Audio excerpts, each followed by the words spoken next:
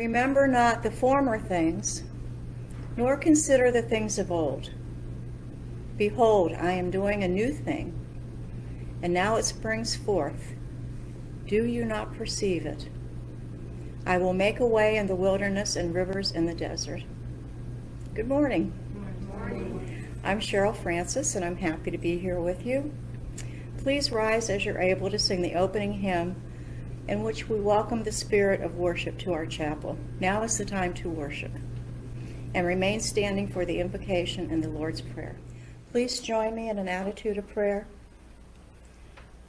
Father, Mother God, we are so thankful to be able to gather again in the comfort of our chapel.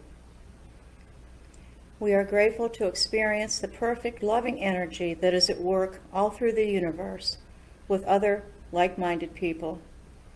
We seek to enter perfect peace and to know that we are united with divine order, and ask that the energy of infinite intelligence help us discover that perfect peace in our own souls.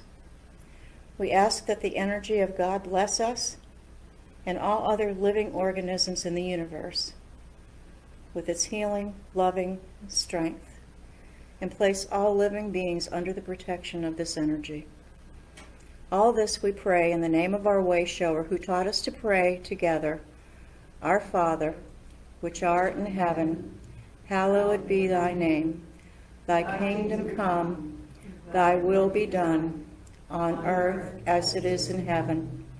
Give us this day our daily bread, and forgive us our trespasses, as we forgive those who trespass against us. And leave us not in temptation, but deliver us from evil. For thine is the kingdom, the power, and the glory forever. Amen.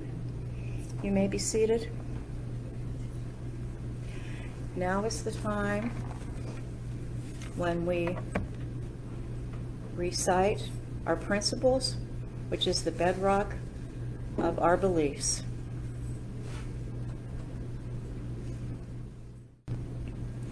We believe in God as infinite intelligence.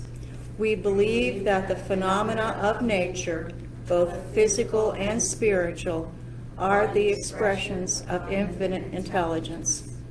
We affirm that a correct understanding of such expression and living in accordance therewith constitutes true religion. We believe in personal responsibility and that we create our own happiness or unhappiness as we live in harmony or discord with natural, physical, and spiritual laws.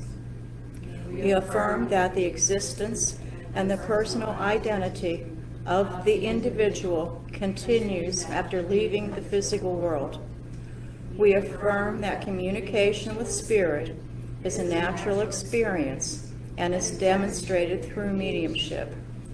We affirm that examples of prophecy and healing found in the Bible and other sacred texts are divine attributes found in all people. We believe in the highest morality is contained in the Golden Rule. Do unto others as you would have them do unto you. We affirm that the doorway to reformation is always open to any soul here or hereafter.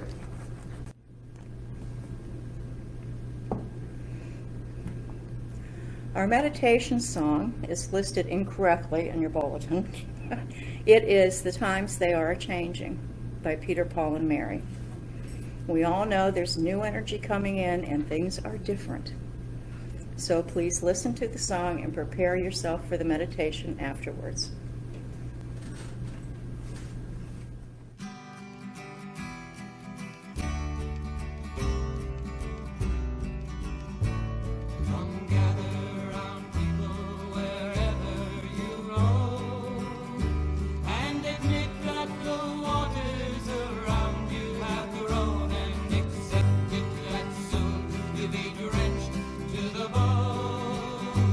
If your time to you is worth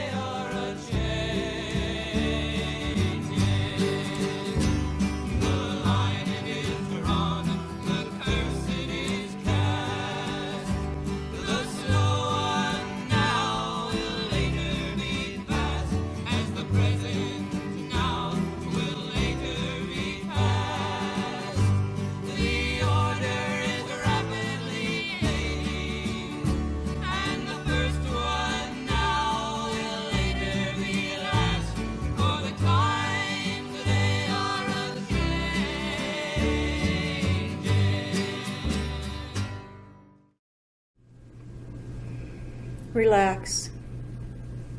Allow gravity to hold your weight.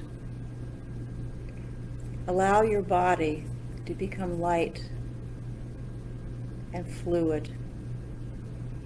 Banish all your thoughts and worries of life on earth, and instead concentrate on your breathing as the air comes into your body and goes out of your body. Gently, easily.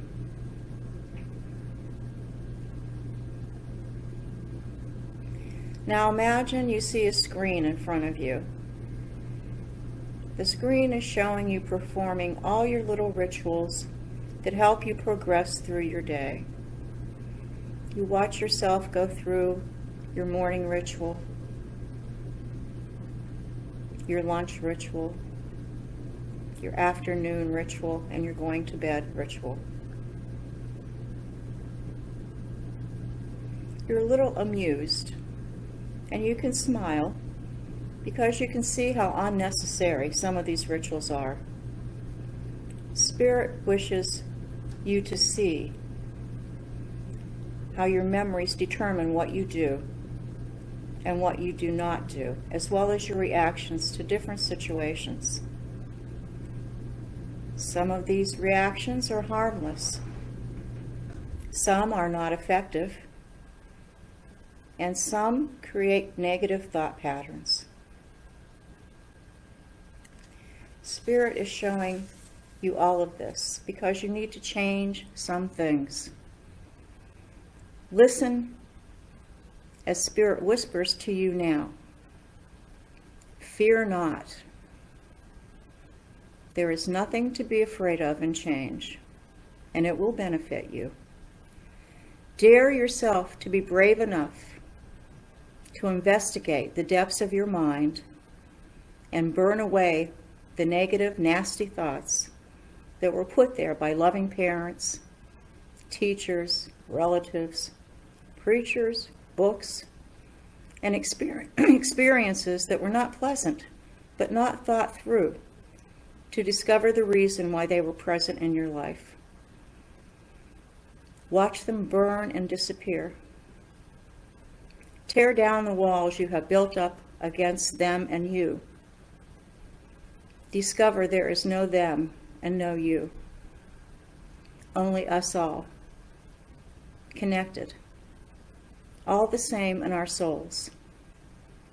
All loved equally by our Creator. Now you can build a new you with new thoughts and new reactions. Be careful. Be thoughtful. Stay in the now. Listen to your intuition. Listen to your spirit guides. Remember, Spirit is your friend and is always with you. Allow the great I Am to help you learn to be aware of what is happening around you and respond only to that, without any preconceived idea or opinion. And you will end up creating a new, better life for yourself, where you are free. Allow that truth to sink in to all of your consciousness for a moment. That you can be free, but you must change.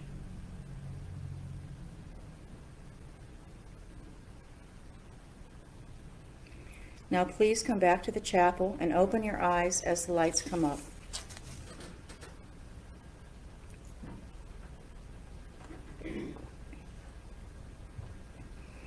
Our scripture today is Colossians 1:10, that you may live a righteous life, please God with all good works, and bring forth good fruit and grow in the knowledge of God. From the Lammas Bible. The title of the lecture is Set Yourself Free. Gain back your free will, because you may not realize it, but every day you allow memories in your brain to make decisions for you. Our brain is an organ. It's just a record of habits, preferences, and your past. When you react to a situation with an emotion, the brain can't tell if the emotion is being caused by real life in the now, or if it's a memory.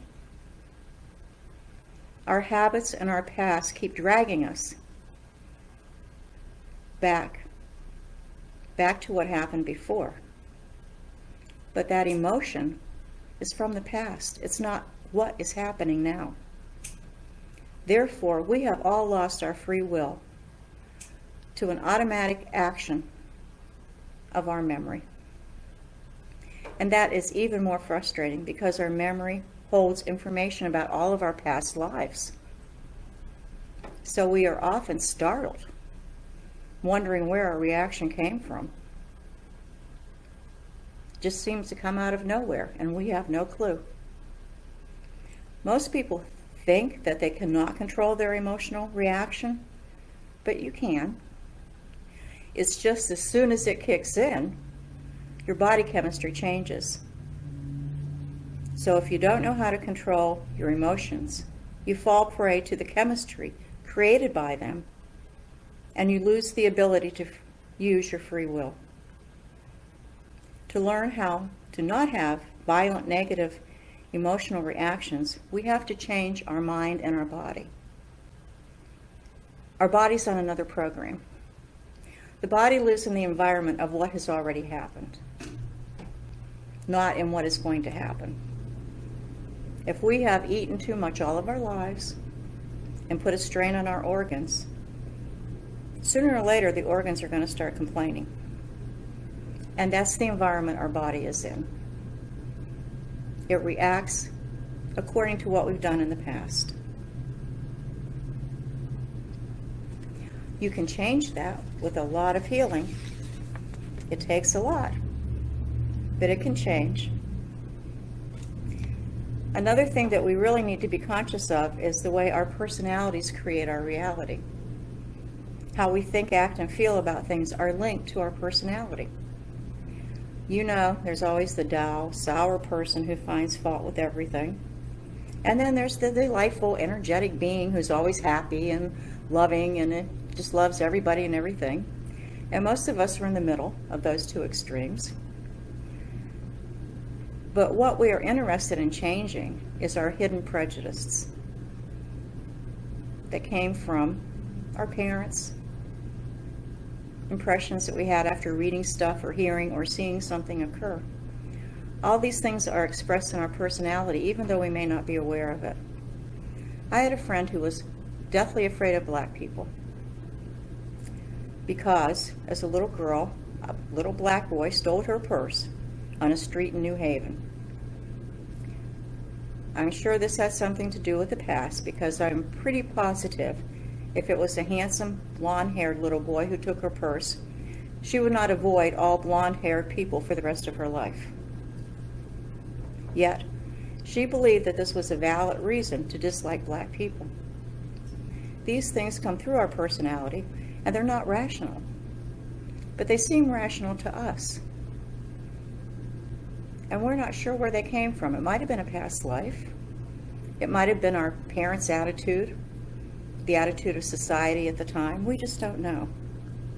But because of this, we have to change our personality as well as our thinking. You know the old saying, nothing changes unless you do. Well, it's true. For instance, if you want to make friends, you have to talk to people. You have to take an interest in them. Your heart may be in the right place, but if your personality is timid and shy, you're going to have a hard time making friends. You have nerve cells in your brain that are not going to change until that action changes. The more you do a certain behavior, the more brain cells that support the behavior form and network with other brain cells. That's why the first time we do something is the hardest. The more we do it, the easier it gets. If you keep talking to people and really cultivate an interest in them, this behavior of shyness and with being withdrawn is going to change in your brain. Once your brain has memorized the behavior, it comes to you naturally. If you can do that, the automatic memories of your brain will produce the behavior you want to achieve your wish to make friends without you thinking about it. It'll just happen. Problem is, we are people of habit and thinking. So when we co-create and manifest, we create the same thing repeatedly, over and over again. We need to learn to manifest bigger than our circumstances are.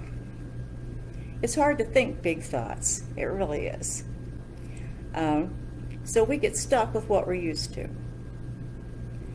When Jim Carrey, the comedian, couldn't get employment and was living in his car, he wrote out a fake check for $1 million payable to him. And every day he would look at that check and he would believe that he cashed it. And he would think about all the things that he would want to do with this money and what that would make him feel like. It made him feel happy.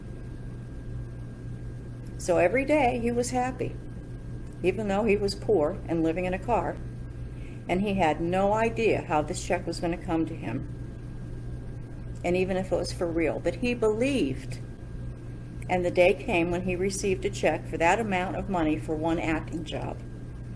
He never doubted it would happen. Think of the leap he made from being a homeless person to being paid $1 million for one job. If he can do it, we can do it. We may not wish for $1 million. Peace of mind would be nice. Sometimes peace of mind and harmony and other things we want are more important than things that we have. Do you really want your grandmother's china that you display but you don't use because you can't put it in the washing machine? Things and possessions take time. They take energy because they have to be cared for.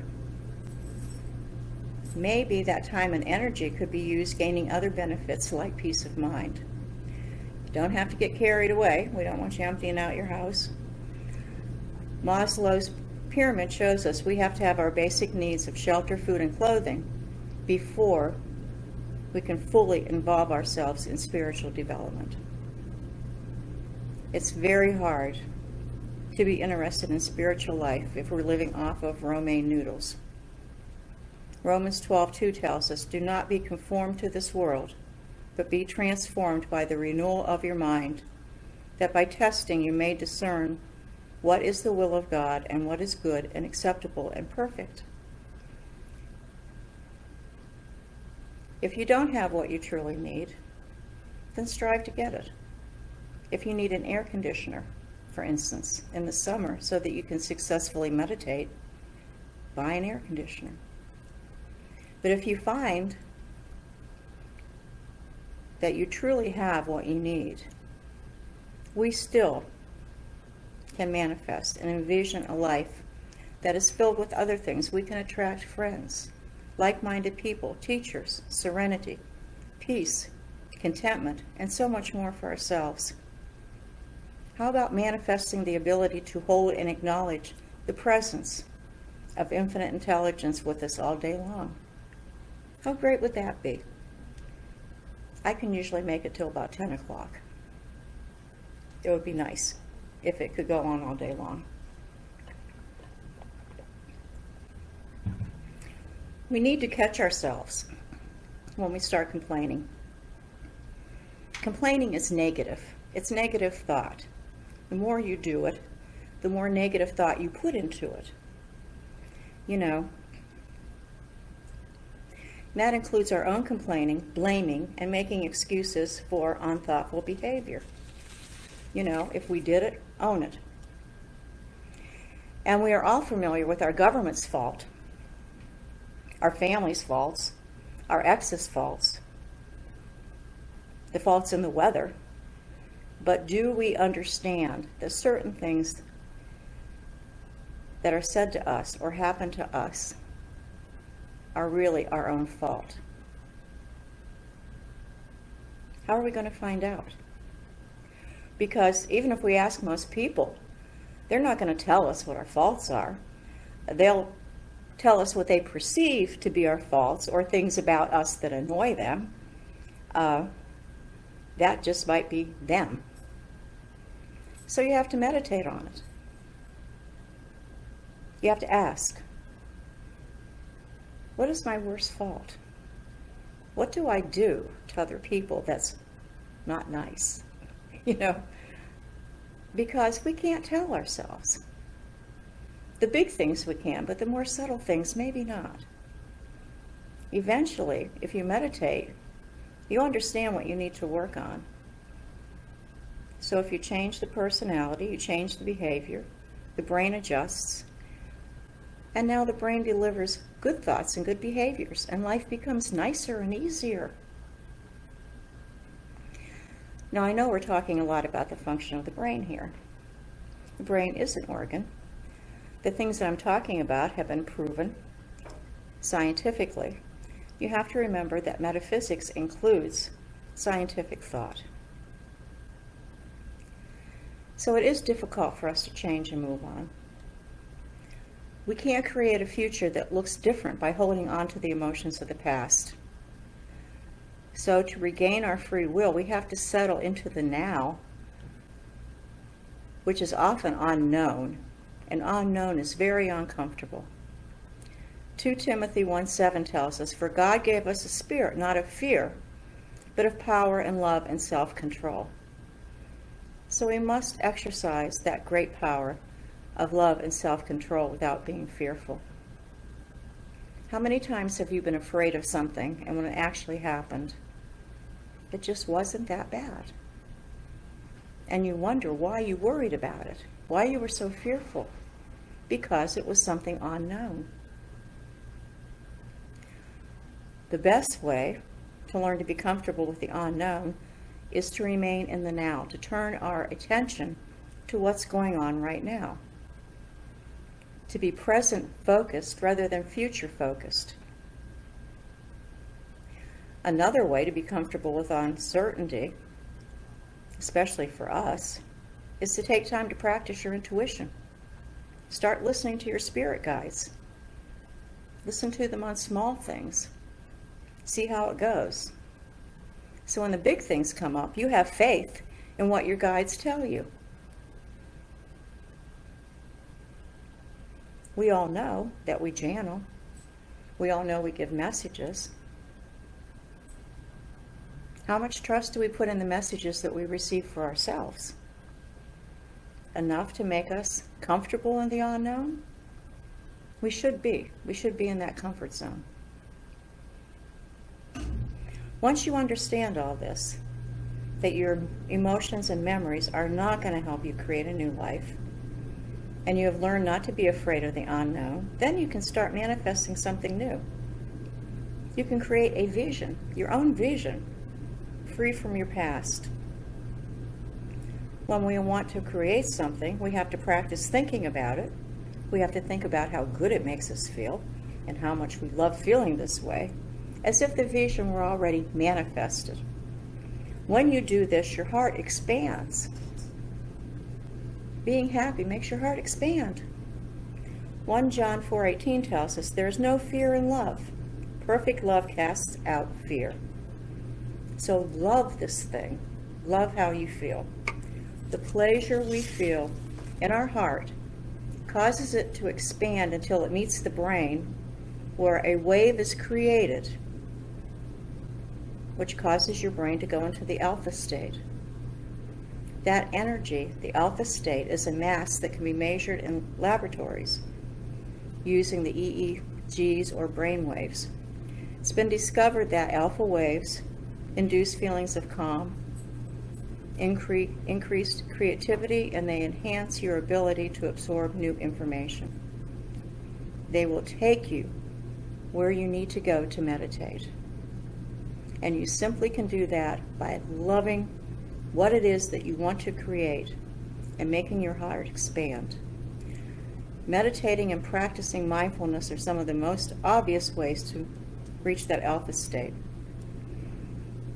So we should meditate or be in the moment when we begin creating and allow our heart to expand and go into that alpha state.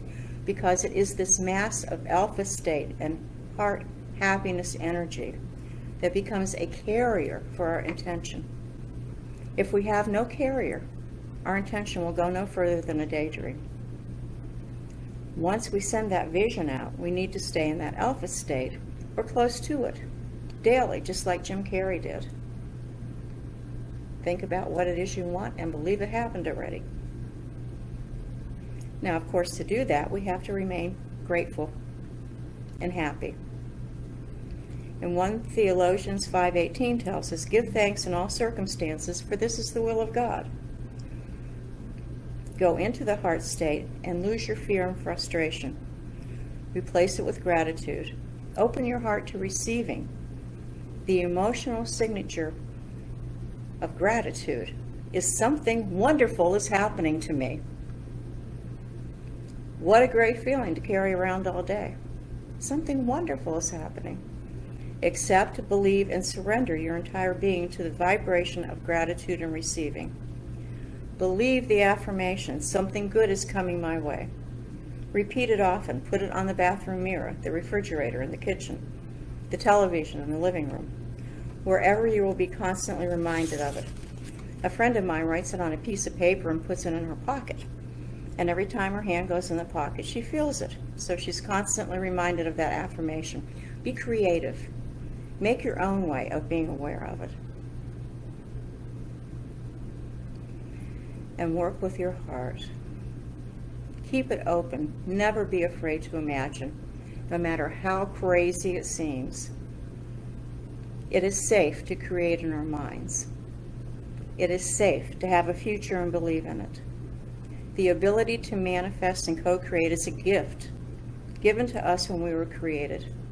Train your brain so your memories start making decisions that allow you to live the life you want. Open your heart so it fills your entire being, mates with your brain, and creates that great alpha energy that is the carrier way for our intentions. Gain back control of your free will and gain back your freedom. And so it is.